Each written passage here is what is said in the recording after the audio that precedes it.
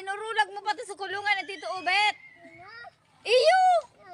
At iusip ta ka. Ano, ika na iring ta ka.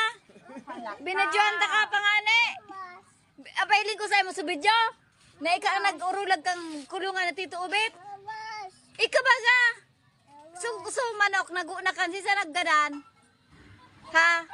Gadan na ba gada? Sisay. Si Marco na naman. Kasubago si Pogi.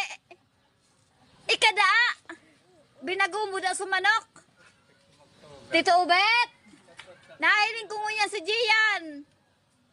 Iyo ang yaon naman sa kulungan mo. Tig-urulag so, kulungan ki manok. Nam. Ika. Ika ba ka? Maya mamahilong sa video? Ipailing ko sa video.